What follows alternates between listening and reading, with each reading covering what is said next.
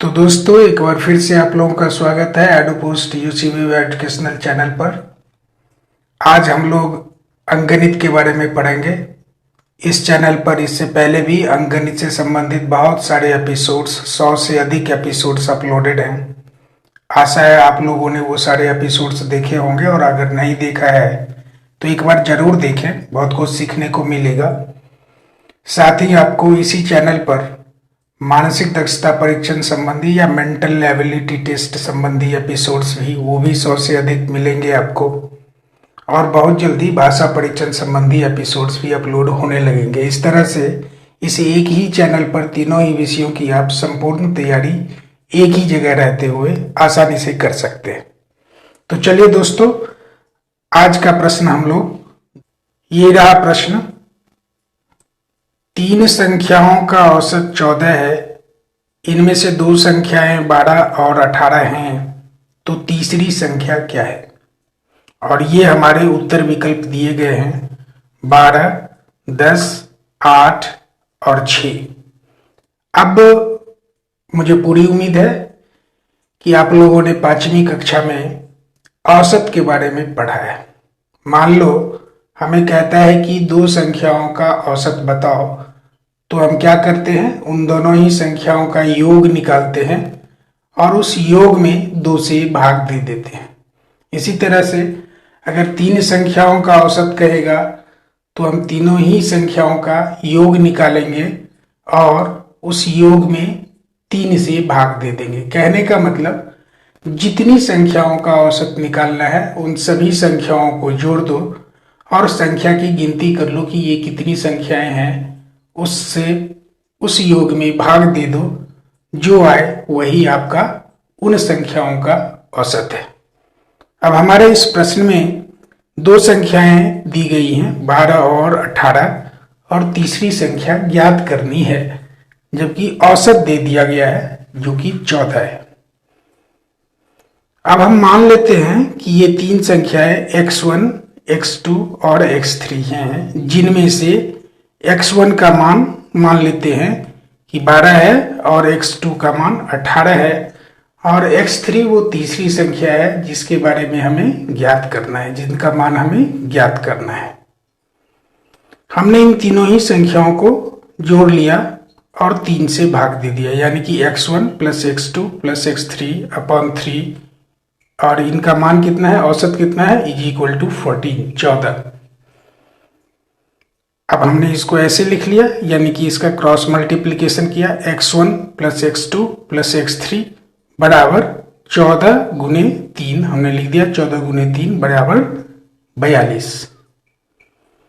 अब देखिए x1 का और x2 का मान हमने रख दिया इसमें। x1 क्या है 12 और x2 क्या है 18, और जोड़ x3 यानी कि 12 जोड़ 18 जोड़ x3 बराबर क्या होगा 42, और 12 और 18 को अगर आप जोड़ेंगे तो क्या आएगा 30, यानी कि 30 जोड़ x3 बराबर 42, तो x3 बराबर क्या हो जाएगा 42 माइनस 30, अब घटाएंगे तो क्या आएगा 12, यानी कि वो तीसरी संख्या कौन सी है 12, जो आपके उत्तर विकल्प में कहां पर है, यहां पर। तो आपका उत्तर क्या हुआ ए। ये रहा हमारा अगला प्रश्न। 25 छात्रों की किसी कक्षा में किसी दिन 18 छात्र उपस्थित थे, बताइए उस दिन कुल कितने प्रतिशत छात्र अनुपस्थित थे? और ये हमारे उत्तर विकल्प दिए गए हैं 30%, 28%, 34% और 32%। अब आप प्रश्न को गौर से देखिए, यहां पर 3 चीजें दी गई है। पहला कि छात्र कुल कितने थे, दूसरा कि कितने उपस्थित थे, और पूछा जा रहा है अनुपस्थित छात्र और उसका भी प्रतिशत। ठीक है, तो इसको हम ऐसे सॉल्व करते हैं कि हम नंबर ऑफ एब्सेंटीज यानी कि अनुपस्थित छात्रों की संख्या ज्ञात करते हैं। अब कुल छात्र कितने थे 25, और उपस्थित कितने थे 18, तो अनुपस्थित निकालने के लिए हमें क्या करना होगा, कुल छात्रों में से उपस्थित छात्रों की संख्या को घटा लेना होगा, यानी कि 25 घटे 18 बराबर कितना आएगा 7। ठीक है, अब ये 7 छात्र अनुपस्थित हैं, यानी कि एब्सेंट थे, प्रेजेंट नहीं थे, तब जब कुल छात्र उस कक्षा में कितने होते थे? 25। इसका तो प्रतिशत फिर कैसे निकलेगा? यानी कि अनुपस्थित छात्रों का प्रतिशत क्या होगा? परसेंटेज ऑफ एब्सेंटी क्या होगा? एब्सेंट स्टूडेंट्स, जो छात्र अनुपस्थित थे, अपॉन टोटल स्टूडेंट्स, यानी कि जो कुल छात्रों की संख्या थी उस कक्षा में, और मल्टीप्लाइड बाय 100, यानी कि अनुपस्थित छात्रों का प्रतिशत बराबर अनुपस्थित छात्रों की संख्या बटे कुल छात्र गुनी 100। अनुपस्थित छात्र का अभी हमने निकाला, इनकी संख्या क्या थी? 7, और कुल छात्र कितने थे? 25। तो 7 बट्टे 25 गुनी 100। अब 100 को आप 25 से काटेंगे तो कितना आएगा? 4, और 4 को 7 से गुना करेंगे तो कितना आएगा? 28। यानी कि उस छात्र में, उस स्कूल में, यानी उस क्लास में कितने प्रतिशत छात्र अनुपस्थित थे?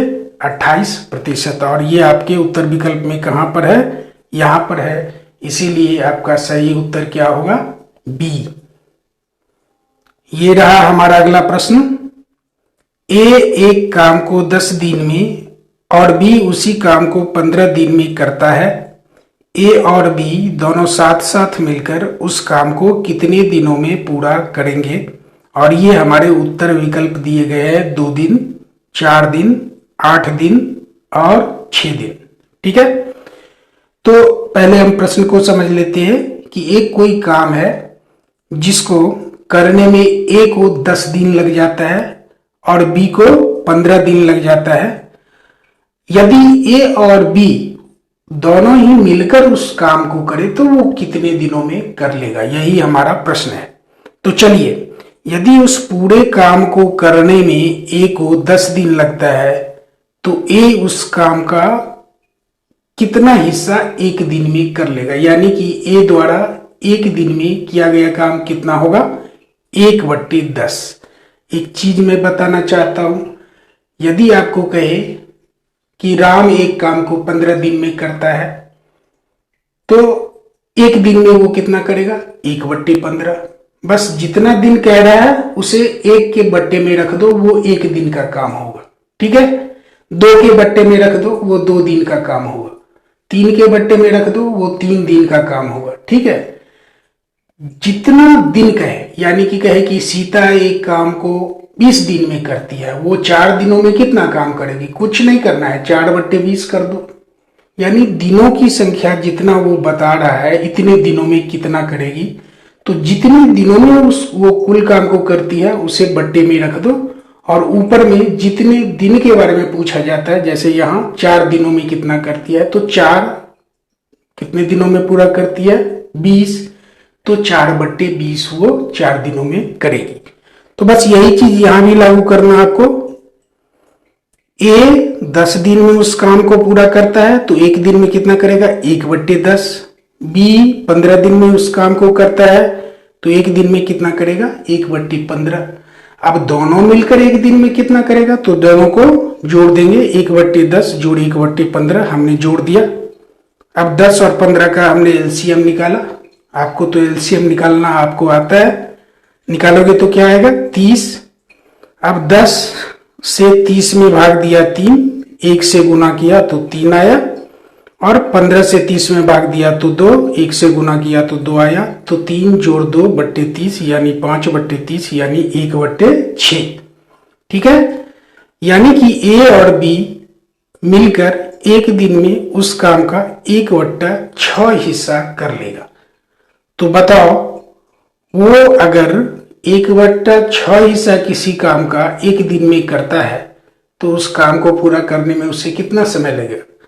तो total days is equal to total work upon work done in 1 day by both of them. कुल काम एक हुआ, ठीक है, यानी कंप्लीट वर्क, बट्टे एक दिन में उसने कितना काम किया? 1/6। तो 1/1/6, ये 6 ऊपर चला जाएगा तो क्या आएगा? 6। यानी कि यदि वो दोनों मिलकर किसी काम का 1/6 भाग एक दिन में करता है तो 6 दिन में वो काम क्या कर लेगा? पूरा, यानी कि 6/6 पूरा कर लेगा। ठीक है, तो इसीलिए हमारा उत्तर क्या होगा? ये रहा हमारे ऑप्शन में, यहां पर है 6 दिन, तो हमारा आंसर क्या होगा? डी। ये रहा हमारा आज का अंतिम प्रश्न। दो नल टंकी को क्रमशः 20 तथा 30 घंटे में भर सकते हैं। यदि दोनों नल एक साथ खोल दिए जाएं तो टंकी को भरने में कितना समय लगेगा। और ये हमारे उत्तर विकल्प दिए गए हैं, 12 घंटे, 10 घंटे, 8 घंटे और 18 घंटे। मित्रों, इससे पहले के क्वेश्चन में आपने देखा कि ठीक ऐसा ही था। ए एक काम को इतने दिनों में कर सकता है, बी उसी काम को इतने दिनों में कर सकता है। यदि दोनों मिलकर काम करें तो उसी काम को कितने दिनों में कर सकते हैं। ठीक ऐसा ही है, यहाँ पर क्या करता है कि मान लो ए नल इस टंकी को इतने घंटे में भर सकता है, बी नल इसको इतने घंटे में भर सकता है। दोनों नल खोल दिए गए तो कितने घंटों में उसको भर देगा। ठीक है, यानी कि इससे पहले का प्रश्न आपने जैसे बनाया समझा, ठीक वैसे ही इसे भी बनाना है। बहुत सिंपल है, चलो इसको हल करते हैं। तो पहला नल इस टंकी को 20 घंटे में भर देता है, तो 1 घंटे में ये नल कितना हिस्सा भरेगा टंकी का, 1/20। और दूसरा नल 30 घंटे में टंकी को भर देता है, तो 1 घंटे में कितना भरेगा, 1/30, है ना। यदि हम दोनों ही एक साथ खोल दें तो 1 घंटे में कितना होगा, दोनों को जोड़ लेंगे, 1/20 जोड़ 1/30। ठीक है, अब इसको जोड़ने पर हमें क्या मिलेगा, इन दोनों का एलसीएम लोगे तो 60 आएगा। 20 से 60 में भाग दिया तो 3, और 3 को 1 से गुना किया, यहाँ पर 3 लिख दिया। इसी तरह से 30 से 60 में भाग दिया तो 2, और 2 को 1 से गुना किया तो 2 लिख दिया। 3 और 2 को जोड़ लो 5, और बट्टे में ये 60। अब 5/60 का मतलब क्या हुआ, 5 से 60 को काटो, 12 आएगा, यानी कि 1/12 पार्ट। यानी यदि दोनों नल को एक साथ खोल दिया जाए तो दोनों मिलकर 1 घंटे में उस टंकी के 1/12 में हिस्से को भर देंगे। ठीक है, तो अब हमसे पूछा जा रहा है कि बताओ यदि दोनों नल साथ खोल दिए जाए तो पूरी टंकी कितनी देर में भर जाएगी। तो लगा हुआ समय क्या होगा, टंकी की कुल क्षमता जो है, और 1 घंटे में दोनों नल ने जितना हिस्सा टंकी का भर दिया, यानी कि कुल क्षमता तो 1 ही हो गया, और 1 घंटे में कितने हिस्से को भरा, 1/12 हिस्से को। अब इसीलिए हमने लिख दिया 1/1/12। अब 12 ऊपर चला जाएगा तो कितना होगा, 12। यानी कि यदि दोनों नल को एक साथ खोल दिया जाए तो दोनों नल मिलकर उस पूरी टंकी को कितने घंटों में भर देंगे, 12 घंटे में। ठीक है, तो ये 12 घंटा हमारा कहाँ पर है, किस विकल्प में, यहाँ पर है, इस विकल्प में, ए में। तो हमारा दोस्तों आज के क्लास में इतना ही। साथ साथ पढ़ने के लिए आप लोगों का बहुत बहुत धन्यवाद। आशा है आप लोगों ने बहुत कुछ सीखा होगा, समझा होगा। हमने तो पूरी कोशिश की सरल भाषा में समझाने की। अगर आपको लग रहा है कि आप कुछ सीख रहे हैं आसानी में, सिंपल लैंग्वेज में, आपकी भाषा में, तो आप चैनल को जरूर सब्सक्राइब कर लें। मिलते हैं आप लोगों से अगली क्लास में।